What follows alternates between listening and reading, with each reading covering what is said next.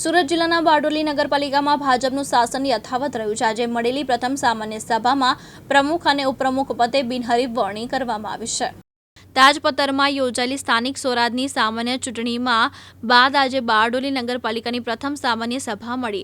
નવી ટર્મના વિજેતા સભ્યોની આ પ્રથમ બેઠકમાં ભાજપ દ્વારા મોકલાયેલા મેન્ડેટને આધારે આગામી 2.5 વર્ષ માટે તાલુકાના સુકાનીઓની સત્તાવાર જાહેરાત કરવામાં આવી હતી, જેમાં બ્રહ્મ સમાજમાંથી આવતી નીલમબેન વ્યાસને પ્રમુખ પદે અને મિનેશભાઈ પટેલને ઉપપ્રમુખ પદે બિનહરીફ વિજેતા જાહેર કરવામાં આવ્યા હતા।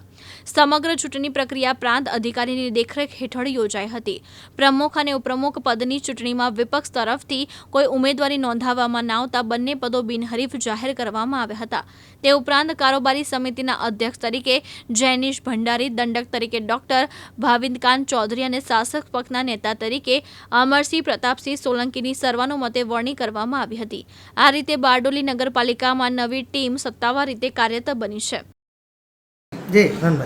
સ્થાનિક સ્વરાજની ચૂંટણી બાદ 36 માંથી 32 બેઠક પર વિજય મેળવ્યા બાદ આજ રોજ સામાન્ય સભાની સંકલનમાં પ્રાંત મેડમ જિજ્ઞાબેન પરમાર દ્વારા ચૂંટણી પ્રક્રિયા પૂર્ણ કરવામાં આવી। તેમાં પ્રમુખ પદે નીલમબેન વ્યાસ અને ઉપપ્રમુખ પદે